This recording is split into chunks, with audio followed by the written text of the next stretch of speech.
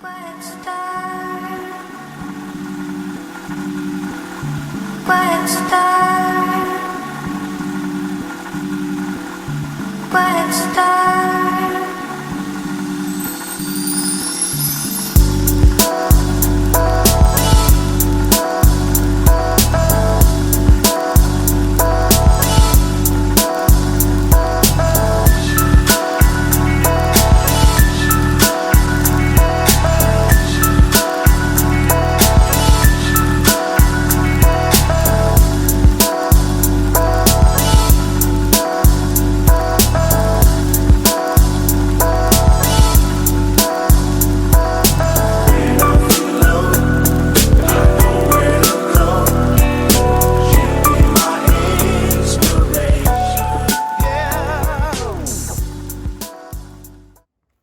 Alors tu vois ici maintenant on est dans le tôt printemps, ce qu'on appelle le tôt printemps qui commence en Provence vers le 15 février avec les bruyères blanches qui vont commencer à fleurir, les lavandula stoicas et toutes les premières fleurs du printemps. Ce qui est merveilleux ici, c'est qu'on voit que la forêt, la pinède de pins maritimes a bien poussé après le dernier incendie. La pinède s'est régénérée elle-même. Et on a maintenant l'impression que j'avais dans mon enfance de découvrir la mer à travers les pins. Là tu vois, on découvre le Cap Roux, magnifique au sommet de ces pins. Et là, la calanque d'Antéor, autrefois appelée la Grand Calanque. Et en descendant, on va commencer à apercevoir le viaduc, qui est là, qui est un des plus beaux ouvrages de toute la construction de ce train, qui s'est fait à partir de Marseille. La ligne de Marseille à Nice s'est construite à partir de 1860. Le train est arrivé en 62 à Nice, à Saint-Raphaël, 63 à Nice, et c'est ce viaduc qui a fait un petit peu la renommée de ce PLM, et puis l'alternance de tunnels et de passages en canyon à travers les rochers de l'Estérel. Et comme le train continue à circuler très lentement, ça permettait aux gens de bien jouir du paysage. D'ailleurs, ça devait être une véritable prouesse technique pour l'époque Oui, oui. de réaliser un tel ouvrage.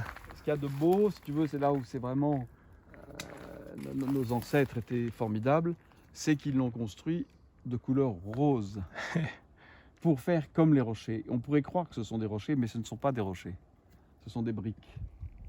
Et je crois même qu'elles sont peintes en rose. Et c'est vraiment ça qui le rend magnifique.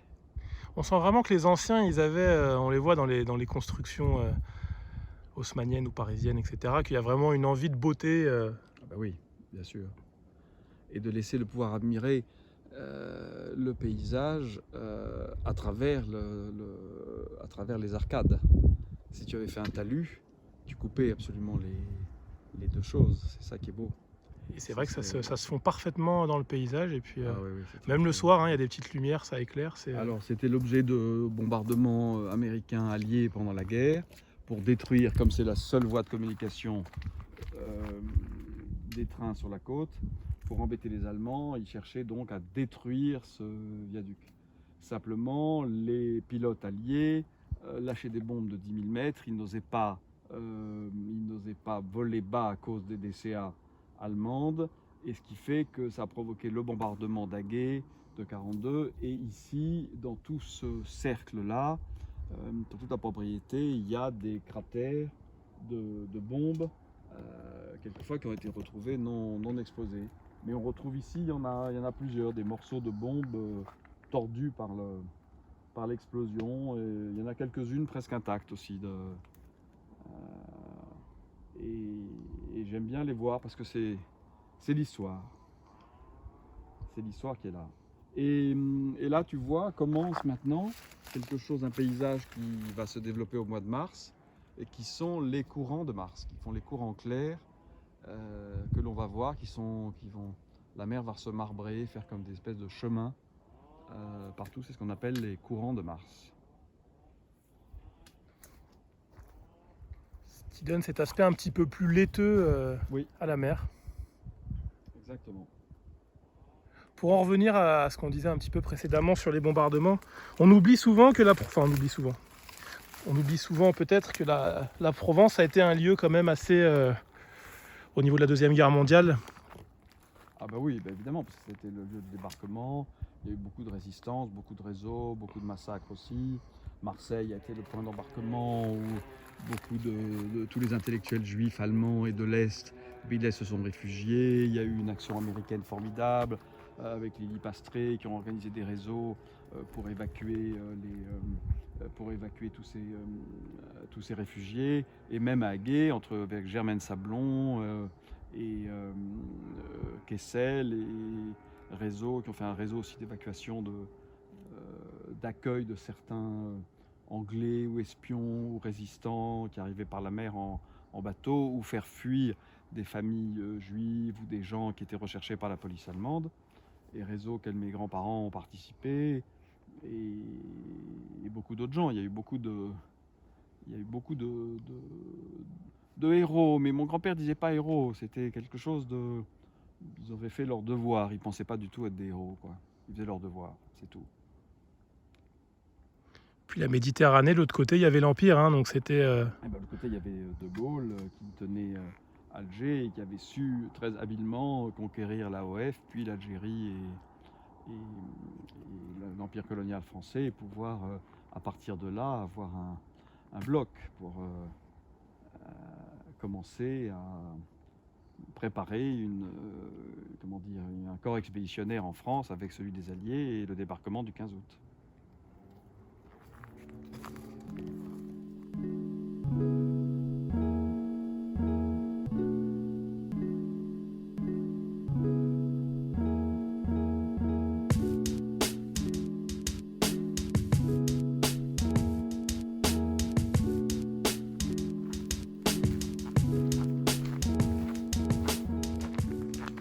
Lavandula stoecas, la lavande maritime, la belle lavande de l'Estérel, qui est magnifique. qui va arriver, quand est-ce qu'elle sera fleurie? Ah bah maintenant, ça y est, ça commence. Ça y est? Ça commence jusqu'en juin. Jusqu'en juin. C'est vraiment magnifique. Et nous aurons des belles odeurs de lavande quand nous nous promènerons. Ça, c'est un olivastre, c'est un olivier sauvage qui n'a pas de fruits. Il faudrait le greffer. Il fera pas d'olive donc? Non. Et est-ce qu'il aura Ouais, l'aspect des autres oliviers, avec ce tronc épais et ce... Oui, tout à Il fait. va réussir à se... Le voilà, tu vois bien avec les petites feuilles et tout. Il suffit de le greffer et il devient un olivier. Un olivier à fruits, je veux dire. Comment il a pu être pollinisé ici du coup? Eh bien, peut-être qu'il y avait d'anciennes terrasses d'oliviers. Les oliviers, il faut qu'ils soient à l'abri du vent. Donc, avec le vent de mer, on ne les mettait pas frontalement à Hagué, côté de l'Adré, côté du Midi. On les mettait dans les replis des vallons. Tu vois ici, peut-être en dessous, il y avait quelques terrasses d'oliviers qui sont à l'abri du Mistral, mais en même temps, elles sont plein dans le vent d'Est. Non, ça a dû arriver comme ça par un oiseau. De ce point de vue, de ce rocher, on voit dans le fond les îles de Lérins. On voit surtout l'île Saint-Honorat et l'abbaye. L'abbaye de Lérins avec ce beau château, cette belle abbaye fortifiée. Puisqu'il y a deux abbayes, l'abbaye construite par Saint-Honorat et reconstruite, et le château fortifié que les moines ont construit pour se défendre des barbaresques où ils se réfugiaient, qui est un des plus beaux endroits de la côte de Provence et même du monde. C'est un endroit magique. Et alors, figure-toi qu'en 1635, les Espagnols se sont emparés, qui étaient nos ennemis pendant la guerre de 30 ans, se sont emparés des îles de Lérins. Et la France n'avait pas de marine. Donc elle était incapable de reprendre ces îles qui sont à 2 encablures de la terre et de Cannes. Alors ça a rendu Richelieu fou furieux, mais c'est ce qui a décidé de la création de la marine royale française.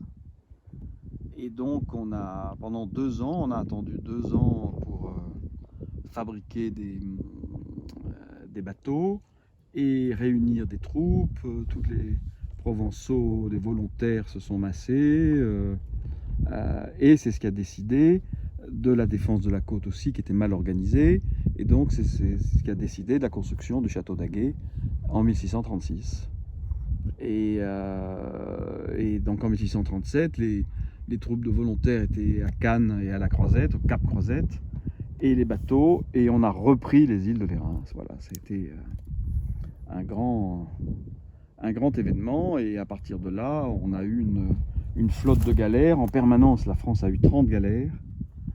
Et en 1638, on a gagné une grande victoire devant Gênes sur les galères génoises et espagnoles, qu'on appelle le combat de Gênes, et c'était un fait de gloire pour tous ces officiers, volontaires ou autres, d'avoir été au combat de Gênes, qui a eu beaucoup de morts. D'ailleurs, juste pour préciser, à l'époque, il n'y avait pas la conscription. Donc c'était comment étaient organisées les armées à l'époque? Non, c'était des volontaires. Il y avait des officiers, des soldats professionnels, mais c'était plutôt des contrats pendant une certaine durée. Il y avait beaucoup de volontaires pour une campagne, pour 2 campagnes, pour une guerre, enfin voilà. Et puis certains restaient jusqu'au bout et étaient des officiers. Et pour les marins, c'est Colbert qui a mis en place le système des classes, c'est-à-dire ce qu'on a appelé au XIXe siècle les inscrits maritimes. C'est-à-dire que chaque marin au commerce et à la pêche devait un temps au roi pour servir sur les vaisseaux du roi. Et c'est comme ça qu'on a pu avoir des marins et créer une vraie marine. Donc la première impulsion, c'est Richelieu, et la seconde, c'est Colbert qui a créé les écoles de la marine qui étaient à Brest, Rochefort et Toulon, les 3 grands ports français jusqu'à la Révolution, qui ont été longtemps après 3 préfectures maritimes. Toulon était encore le principal, c'est seulement au XIXe siècle qu'avec le transfert du centre du monde sur l'Atlantique, que Brest est devenu un port plus important, et puis Cherbourg qui a été créé sous Louis XVI. On entend souvent parler dans notre histoire de Richelieu et puis de Colbert. C'est des très grands ministres, Richelieu surtout. C'est Richelieu qui a fait la France moderne, qui nous a débarrassé de la maison d'Autriche, qui a fait gagner avec Mazarin, qui lui a succédé. On a une lignée de 3 très grands ministres là. Richelieu, Mazarin, Colbert. En parlant d'Italie, Mazarin était Mazarin était italien, absolument, mais il a servi la France comme s'il était français. Et la reine et le roi Louis XIV, c'est lui qui a affermi, qui a formé Louis XIV, qui a sauvé la monarchie pendant la Fronde. C'est sûr qu'il a été malin, quoi. Il a su faire ce qu'il fallait. Il a fait quelquefois un peu des coups en douce. Mais voilà, le jeu... Il était stratégique, pour être Il était un très bon stratège, exactement. Et Richelieu aussi, il ne balançait pas avec le service du roi, avec le service de la France, voilà, la grandeur de la France.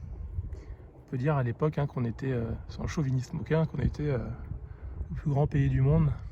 Oui, tout à fait. Il faut le voir aussi, pas seulement au point de vue militaire, militaire ou des États. C'était culturel, mais ils surtout. nous ont donné, c'est eux qui ont fait la France. C'est le XVIIe siècle qui a fait la France, avec la conquête du Roussillon, de l'Alsace, de toutes les petites provinces du Nord qui ont fait la frontière française. Donc ce sont des visions d'envergure et d'avenir qu'ils avaient pour avoir ce bel hexagone que nous avons aujourd'hui. C'était de récupérer une partie de la Lotharingie carolingienne. D'ailleurs, c'est une aparté, je sais pas si je coupe là, j'ai peut-être coupé, mais en parlant de carolingien, vous avez une affection particulière pour Charlemagne, il me semble. Ah bah oui. Charlemagne, c'est le grand empereur à la barbe fleurie et qui a été mythique. La Saint-Charlemagne, des tas de légendes, des tas de choses. Quand les gens visitaient autrefois, au XVIIe, XVIIIe siècle, des églises romanes ou très anciennes, ils disaient toujours que c'est Charlemagne qui l'avait bâti. Voilà. Pour dire à quel point cet homme était prestigieux. Et tant du côté allemand que du côté français, parce que c'était l'empereur de toute l'Europe. Il est très admiré, même encore aujourd'hui, de grands dirigeants internationaux. Oui, bien sûr, et c'est lui qui et l'Europe était unie, sauf l'Espagne et l'Angleterre, mais l'Italie, la France, l'Allemagne, les Pays-Bas, la Suisse, l'Autriche, tous les pays chrétiens étaient dans l'empire de Charlemagne. C'était la grande civilisation européenne. Exactement. Et la légende, et c'est Roland à Roncevaux aussi. Et toute la littérature du Moyen-Âge, Roland est partout. Voilà. Mais justement, on est dans un paysage un petit peu carolingien ici, là.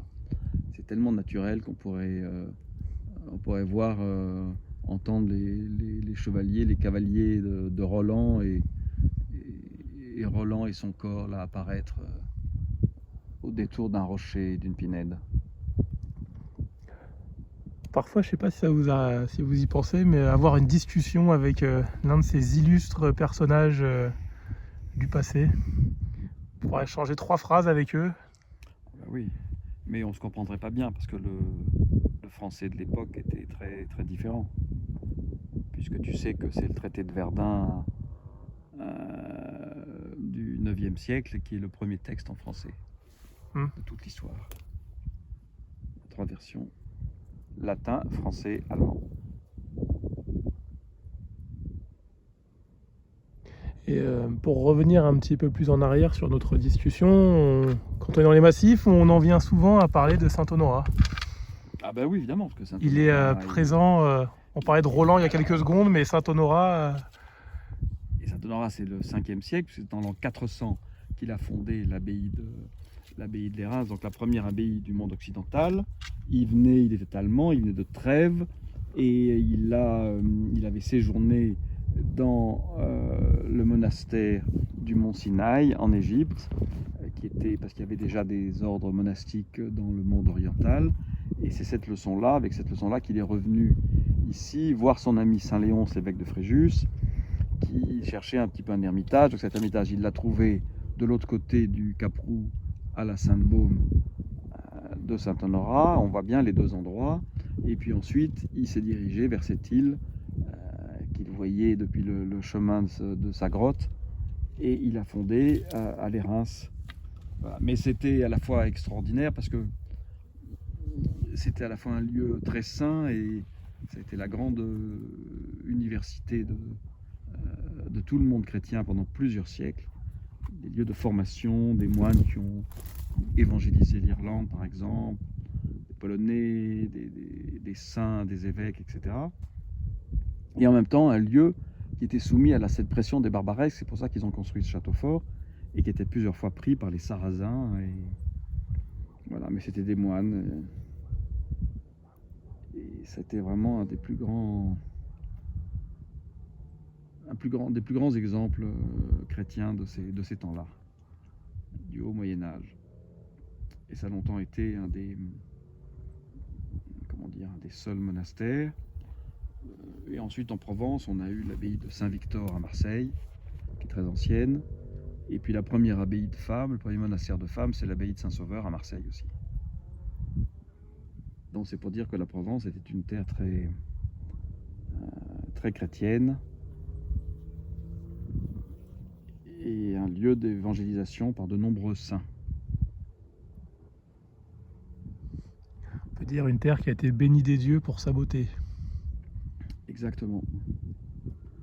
Et quand Mistral disait, quand Dieu est quelquefois un petit peu en colère ou de mauvaise humeur de voir ce qui se passe sur Terre, il regarde la Provence et ça le remet de bonne humeur. On le comprend.